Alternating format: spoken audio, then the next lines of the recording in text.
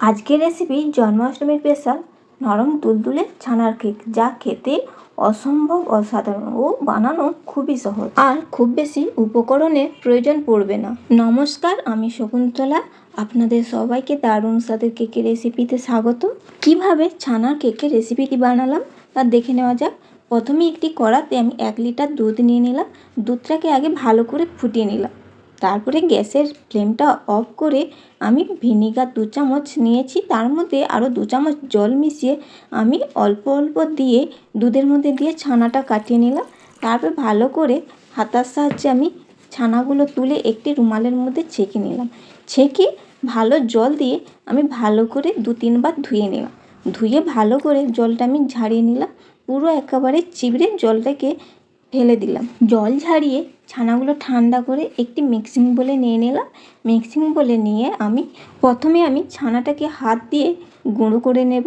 ভালো করে গুঁড়ো করে নিয়ে 5 মিনিটের মতো ছানাগুলোটাকে আমি ম্যাশ করে নেব। একেবারে পুরো নরম তুলোর মোলায়েমের মতো, একেবারে মাখনের মতো হয়ে গেছে। হাত দিয়ে ম্যাশ করে নেওয়ার পর এর মধ্যে দিয়ে দিলাম চামচে 4 চামচ সুজি। সুজি নেওয়া হয়ে গেলে ওই চামচেরই মেপে 4 চামচ আমি ময়দা নিলাম।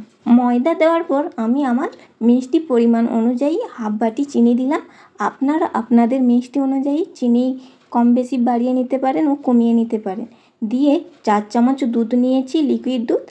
প্রথমে আমি 2 চামচ দুধ ওর মধ্যে দিয়ে ভালো করে মিশিয়ে নিলাম। মিশিয়ে নেওয়া হয়ে গেলে বাকি আরও 2 চামচ দুধ ওর মধ্যে দিয়ে ভালো করে আমি ফেটে নিলাম, যতক্ষণ না চিনিটা গলে যাচ্ছে। চিনি গলে গেলে ওর মধ্যে দিয়ে দিলাম হাফ চা চামচ বেকিং পাউডার ও তার হাফের হাফ দিয়ে দিলাম বেকিং সোডা আর হাফ চা চামচ এলাচ গুঁড়ো দিয়ে আবারও খুব ভালো করে 5 মিনিটের মতো ফেটিয়ে নিলাম। ফেটিয়ে নেওয়া হয়ে গেলে একটি পাত্রে আমি তেল ব্রাশ করে নিলাম।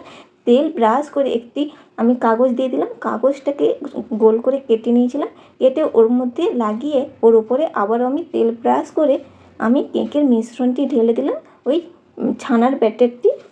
এই ব্যাটারটি বেশি ঘনও হবে না ও বেশি পাতলাও হবে না, মিডিয়াম ঘনত্বের ব্যাটার। আমি ব্যাটারটা সম্পূর্ণ ঢেলে হাত দিয়ে ট্যাপ করে নিলাম। একেবারে ট্যাপ করে নিলে সমতল হয়ে যাবে। দিয়ে একটি কুকার বসিয়েছি। কুকারটাকে আগে 5 মিনিটের মতো গরম করে কেকের মিশ্রণের বাটিটি ওর মধ্যে দিয়ে কুকারের ঢাকনা দিয়ে দিলাম। আমার সময় লেগেছে 35 থেকে 40 মিনিট। একেবারে লো আঁচে রেখে বেক করে নিলাম। কেকটি হয়ে গেলে আমি একটি ঝাঁটাঘাঁটি দিয়ে চেক করে নিলাম। আমার এই কেকের রেসিপিটি যদি ভালো লাগে একটি লাইক করবেন ও কমেন্ট করতে ভুলবেন না ও শেয়ার করে রেখে দেবেন।